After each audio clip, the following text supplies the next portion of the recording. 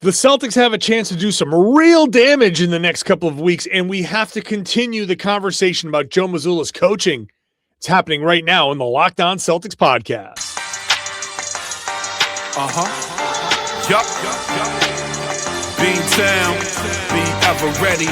It's the C's. Who else could it be? What they gon' say now? Screaming like JT. Karalis, recap the madness every game, every practice. Prime time, Depp and D. White on the sideline. Raining J's, how it started, raising banners, how we finished. Locked on Celtics pod, home of the winners. B. Hey, welcome back to the Locked On Celtics podcast right here on the Locked On Podcast Network, where it is your team every day. Your team is the Boston Celtics, and I talk about them Monday through Friday. I got bonus podcasts coming up over the weekends when they play during the holidays. Yeah, sure, why not? So make sure you're subscribed wherever you get your podcast. Watch the show on YouTube. Get into the comments section. Share your thoughts with me. I'm John Karalis, beat writer for Boston Sports Journal.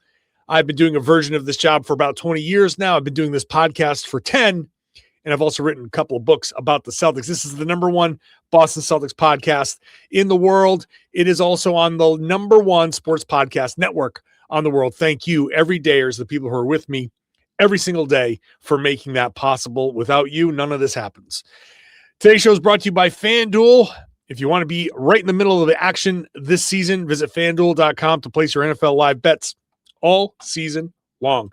Lots to get to, a variety of topics coming up on today's podcast to get you started for the week. If you're listening on Monday morning, on your way to work, whatever you're doing.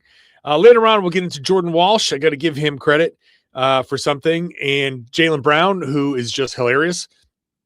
I'll spend the second segment talking about Joe Mazzulla's coaching.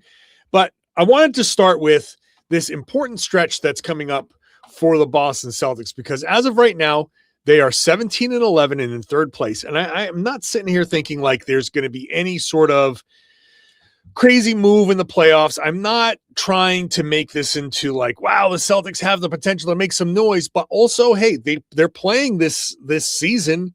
They're trying to win games. Brad Stevens said, we're not putting a ceiling on this team. These guys are out there working hard.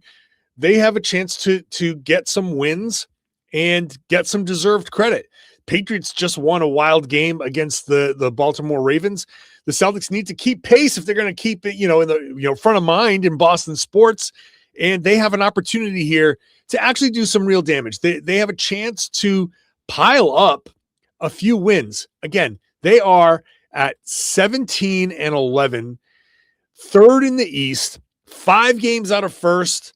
Pistons are legit. The Knicks are legit. Then after that, it's just kind of a wild mishmash. You got the Sixers making some noise. Orlando trying to make some noise here, trying to get to where they were expected to be. You have obviously Toronto, who is struggling right now. The Cavs, who are apparently frauds. Miami, who's fallen back down to earth. Atlanta at 500. They've lost 3 in a row. Trae Young is back. Of course, they've lost a bunch of games. Chicago, Milwaukee, Charlotte. Like, there's none of this. After Detroit and New York, I don't expect the Celtics to be the 3rd seed. But also, there's a whole lot of like, well, why not going on here? And I'm not under any delusions. This is going to be a fun season. Whatever happens this season is gravy. I'm not saying that when Jayson Tatum comes back, which I do expect him to come back, I'm not saying that he's going to help them make any sort of run. But there's also like a non-zero chance, right? There's like a 10% chance that he comes back early enough where he, gets back up to speed and becomes some version of himself and can play 15, 20 minutes in a playoff game. You're like, well, 15, 20 minutes of 75% of Jayson Tatum is still really good and better than, certain minutes from certain players, so why not? And they can go a long way in the next couple of weeks on this road trip that's coming up, starting with this home game, first of all, against the Indiana Pacers. They play the Pacers on Monday, 3rd game in 4 nights. It's never easy. The Pacers are struggling a bit this season. They are the 2nd worst team in the NBA, 6-22. The Sacramento Kings, who are playing as we speak, and losing to the Houston Rockets, but it's close. So I'll keep an eye on this as, as I continue to make my point. But the Pacers have lost 4 in a row heading into Boston. So that should be a win. They take 3 days off. They go to Indiana. They start a road trip. It's not easy going on a road trip, a long road trip, but Portland, not a pushover, but a winnable game. Utah, not a pushover. We've seen that, not a win, but also a winnable game. Then you get Sacramento, a winnable game. The Clippers, a winnable game. That entire road trip, I'm not saying the Celtics are going to go on a 6-game winning streak, but if they play well, if they put it together and they play above the competition, which is below them, all of these teams are below the Celtics. Indiana, Portland, Utah, Sacramento, the Clippers, they're all below the Celtics. This is an opportunity for the Celtics to pile up, give them a loss or two, maybe 4-2, 5-1. Can they go 6-0? You should never expect a team to go on they've already won 2 in a row. So an 8-game winning streak, this Celtics team, an 8-game winning streak, unlikely, but also, again, why not? I'm going to do my why not type of thing. They have a chance. You should beat the Pacers twice. Even if you split Portland and Utah and split Sacramento and the Clippers somehow, you're 4-2, and you come out of this road trip at 21-13. That would be really, really good, really nice. And then you head into Chicago, Denver, Toronto, San Antonio at home. Tough. The potential, tough stretch there. Indiana on the road, Miami on the road after a couple of days off, Atlanta, Detroit. Things level off. You'll have your winnable games, your not so winnable games. So these next couple of weeks heading into the first week of January have the potential to be where the Celtics pile up enough wins where they can really not guarantee, but make it very likely that they are going to stay out of the play-in. Again, look at the standings and who they have, who they're competing against. Washington, Indiana, Brooklyn, Charlotte, those teams are all going to be out of it. Milwaukee, Chicago, Atlanta, Miami, Cleveland, Toronto. I expect the Cavs to climb a bit, but by how much? I think Miami, Atlanta, Chicago, Milwaukee are going to end up being in that play-in mix. Boston Toronto too. Boston can get themselves into the top 6 they can really make that happen partly with this stretch. This is the equivalent of clutch moments happen anywhere in the game, right? Clutch stretches can happen in December. Going 6-0, again, unlikely, but why not? And being 23-11 would be a monster stretch. Again, an 8-game winning streak, unlikely, but would be a monster stretch. And that gives them some leeway. It actually gives them a little bit of margin for error. So they can have a couple of tough losses like they just had against Milwaukee and Detroit, and they can sustain those losses and still be in a good spot. So I'll give the Celtics this much credit here. They've played well enough where I have higher expectations for them now. I think that all 6 of these games are extraordinarily winnable, and anything less than 4-2 would be like a little bit of a disappointment considering how well they've played. So, of course, that, there's health and all that stuff, but I'm assuming that there's health. I would be disappointed at something less than 4-2. They've set the expectations, and I expect them to live up to it. Joe Mazzulla has set the expectations. He has got these guys playing at a level where I'm thinking, yeah, I downplay it because I know that the talent level isn't that high, but I also understand that the Eastern Conference, there's a lot of that. Outside of Detroit, outside of New York, there's a lot of that same kind of dynamic happening there. So, Joe Mazzulla, he's got these guys going. Where is the conversation? I've said this before on the podcast. I'm going to do it again. Where is the conversation for Joe Mazzulla, Coach of the Year? That is next.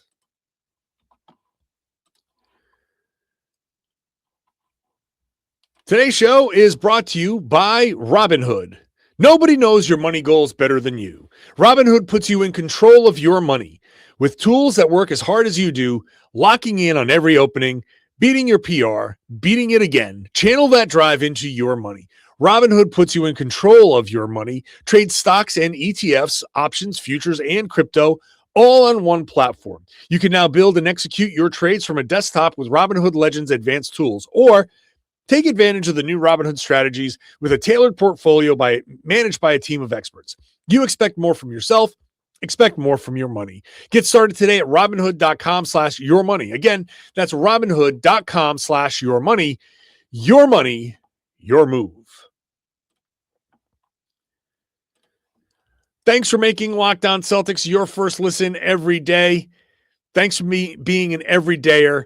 Now level up. Become part of the Everydayer Club, which gives you access to ad-free audio, gives you the access to the Locked On Everydayer Club Discord server, which is a group chat for listeners of the show, and you get even more. So you go to LockedOnCeltics.supercast.com, LockedOnCeltics.supercast.com. Check it out. $5 a month, $50 for the year.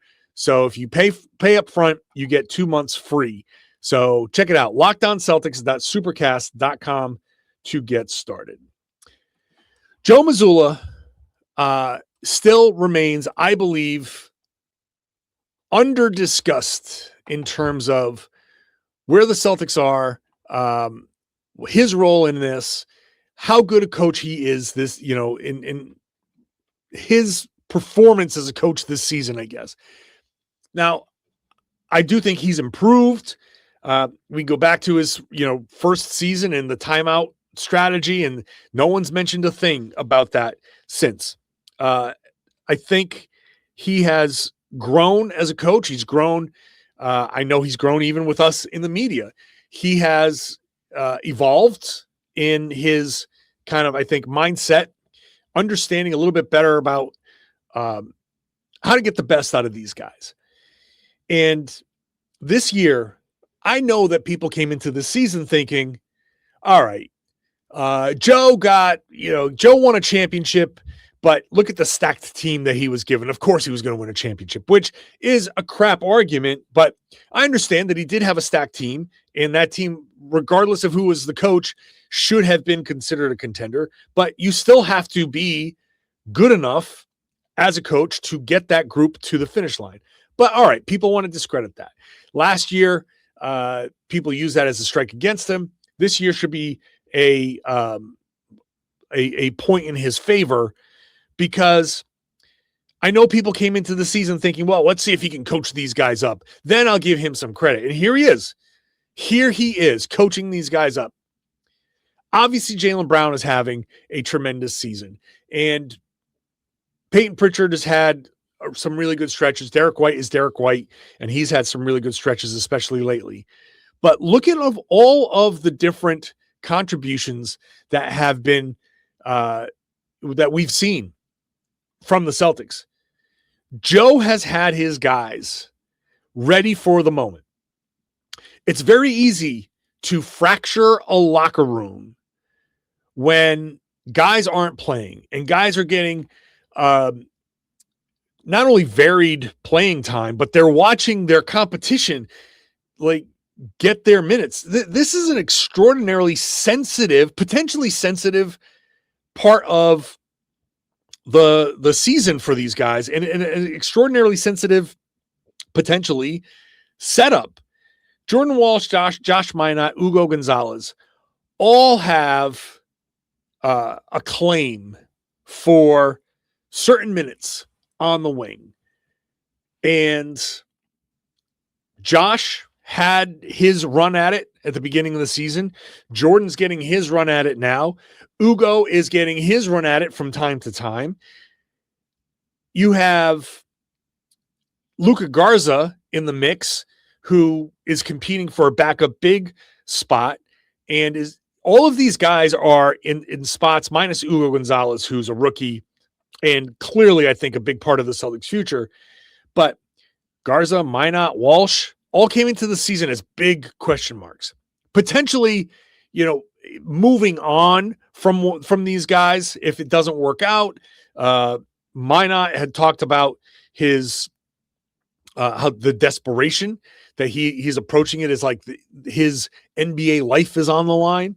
Garza knowing like this could be his last chance for a while if it doesn't work out. So all of these guys have a reason to be somewhat selfish and to kind of root against a teammate. But the entire locker room seems to be pretty united. There doesn't seem to be any animosity. I'm not saying that there aren't moments where some of that exists and comes through, but they're strong enough where they can handle that stuff in-house, which is important. A lot of locker room stuff tends to leak to the media when guys don't trust each other, when they don't feel like the team has their back, when they feel like they're kind of getting screwed out of certain situations. The Celtics from top to bottom, it's started with the Wick Grossbeck ownership group. It transfers over to the Bill Chisholm ownership group. It goes to the front office, Brad Stevens, who took the reins from Danny Ainge, who built a strong foundation, and all of those guys, many holdovers. It goes down to the coaching staff, Joe Mazzulla, all the assistants, all the player development guys. The entire organization is so united that even if something comes up, which let me just say, by the way, just because I haven't found out about it and you haven't found out about it, it's a basketball team. Things always come up. There's always some sniping. There's always some yelling. There's always a little bit of like jawing back and forth from here or there, right? I have some of my closest friends, people who I love like brothers. I've been, pissed off at them, and we've had our moments on the court, in practices, whatever. But if you don't have that love for each other, or if you don't trust the organization, if you don't trust other guys in that locker room, that stuff gets out. Joe Mazzulla has been adamant about making sure the entire organization is aligned. Everybody's on the same page. He has these guys ready to play every minute. 4 DMPs, no problem, Luka Garza. Come on in, change the game with 9 rebounds. He doesn't care. And is it a tough spot for him? Yes. All of these guys. Josh Minot talked about being given $20 and getting it taken away, which is uncomfortable, but he's cool. Like he has one of maybe the best attitude out of everybody. Like Josh and I actually kind of like bust each other a little bit. We have that kind of like, we've developed a little bit of that kind of rapport already, but he has that kind of like playful attitude. He's a ball buster. He loves to kind of like be that person. And that's kind of like an infectious attitude. He handles his situation with a great mindset. And that's with Joe, like bearing down on him when he makes mistakes. And that's, Luka Garza, who's fighting for the backup center role, is watching now Minot all of a sudden slide in and get minutes there at small ball 5. And Walsh and Gonzalez do that. But they all handle it really, really well. So a testament to the front office, but a testament to Joe Mazzulla, who keeps the whole thing going, who sets the tone in practice, who sets the tone with everybody and says, this is what we need. Every night's going to be different. And if you don't play, it's nothing personal. He has set that standard. He has set that for the entire team. And guys have learned that this is He's true to his word. For some reason, he decided, and I don't even know why, he decided, hey, this game against the Raptors needs some Luka Garza out of nowhere. Now, Joe will make mistakes. Obviously, he makes mistakes. But the fact that he's got all of these guys, a deep roster, playing 12 and 13 guys, it's not normal. That's not how things normally go in the NBA. We talk about 8, 9, 10 maybe. He's going 11, 12, 13. Everybody has a chance of playing every night. I have no idea how the Pacers game is going to go on Monday night, because it could be anything. Could be foul trouble. Could be somebody's still sick. Could be anything. Mazzulla deserves the credit for how he has prepared his team, gotten them to this point, 17 and 11.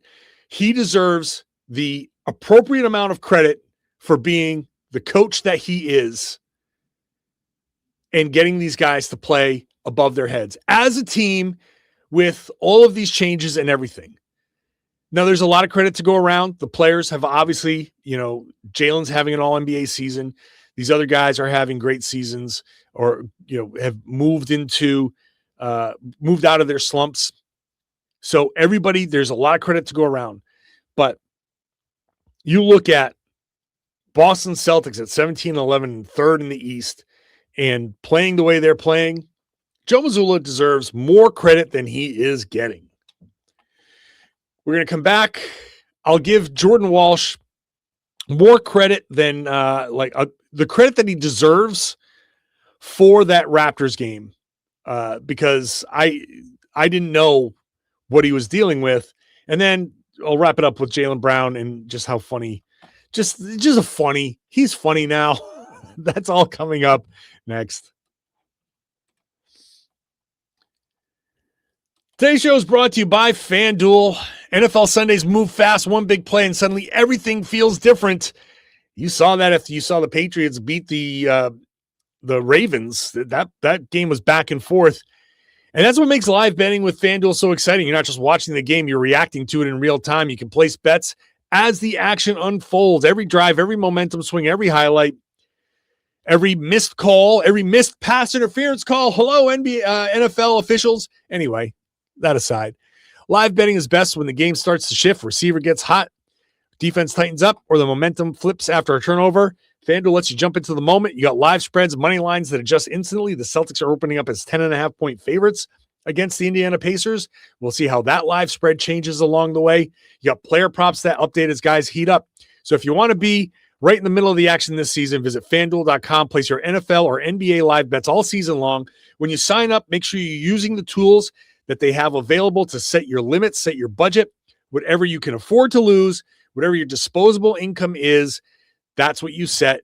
In case you hit a cold streak, they will stop you and you can chill until you get, paid again and you want to go and spend some money over at FanDuel. You can do that. FanDuel, game moves fast. So can you. Thanks for making Locked On Celtics your first listen every day. For your second listen, you can make Locked On NBA Game Night your second listen. Locked On NBA Game Night's got you covered every game, every night, 7 nights a week. Locked On NBA also has all the big storylines covered on the same feed in the afternoons. So 2 podcasts on the same feed. Get that where you got this one. It's free and available everywhere you find your podcasts. I want to give Jordan Walsh a little credit before we end of the show. It turns out that he was sick after the game. I did the podcast yesterday before I heard Joe Mazzulla explain that Jordan Walsh was sick. And then afterwards, it came out that Jordan took himself out of the game, that he tried to play. The Celtics wanted him to play. He tried to play through the illness, whatever's going around in that locker room. He came out in the second quarter. It was not himself. He just didn't look good. And in yesterday's podcast, I just said it was a bad game for Jordan Walsh. Kind of blew it off. But I don't even remember what I said, but I'm sure there's always this, when somebody like Jordan or Josh or Ugo has a bad game, you start to think is this the beginning of maybe something's changing here? And so I thought, in the interest of being fair, I wanted to make sure that it was known that he was sick, that he took himself out of the game. And I give him credit for that. I don't know how some people react to it, but I give him credit. If you got to have enough confidence to say, look, I don't feel good. I suck right now. I'm sick. I'm sluggish. I can't do it. So you take yourself out of the game. I know there's like warrior mentality and all of that stuff, but also realism, right? You gotta understand, is it better for somebody else to come in and play these minutes? We all celebrate sacrifice for the betterment of the team. This is sacrifice for the betterment of the team. Took himself out. He wasn't feeling great.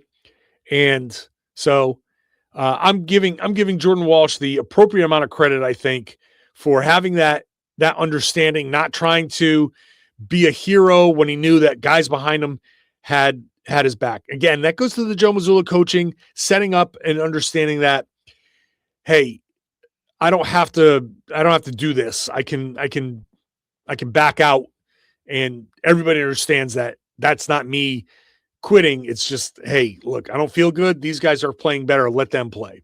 So good on him. Let's end it with Jaylen Brown, who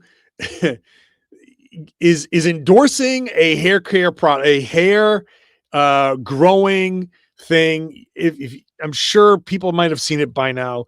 If you want to follow his social media, I'm not going to say it here because they're not a sponsor of this show, but I just think it's hilarious that Jaylen said, after all of his hair paint rubbing off on other players, has decided to turn that into an endorsement opportunity, tells People magazine as part of his endorsement media tour that these guys should feel honored that the residue of a champion has gotten on them, which is a hilarious thing to say. I did not have on my bingo card that this season would include Jayson Tatum pushing painkillers and Jaylen Brown pushing baldness cures.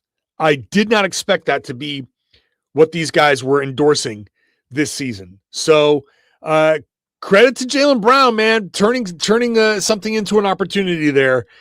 That's look, my baldness cure is a razor. There's no cure for my baldness. There's just embrace it. Embrace it. Although I did shave my head before the thinning became an issue, and very much like the Seinfeld episode where the guy was bald and then he grew his hair back. He's like, oh my God, I'm balding. Yeah, I shaved my head a long time ago, and that's all of a sudden now I'm like, oh yeah, this is like, I can't grow it all back anymore. That's okay. At this point, I'm just like, just all go away. Just all fall out. You're just going to save me time. I'm tired of shaving what's left. Just go away. Jaylen, embrace it. But now you've turned this into a financial opportunity. Good for you. Any razor sponsors want to hook me up? There's an opportunity here on the show. I guess you gotta look, man. Times is tough. You gotta make your money where you can. Everything's expensive now. That's the show. This show is free. Unless you want to join the Everydayer Club, you get ad-free audio, access to our Discord server, merchandise, access to like exclusive merchandise. So that's $5 a month if you want to do it. $50 for the year, you can do that. So that's at LockedOnCeltics.supercast.com. If you want to keep the free version, listen to a couple of ads. Happy to have that. That's on YouTube as well. You can watch it there. Get into the comments section, share your thoughts with your fellow everydayers, and then share the podcast. Tell everybody they should be listening to and watching the Locked On Celtics podcast here on the Locked On Podcast Network. Is your team every day.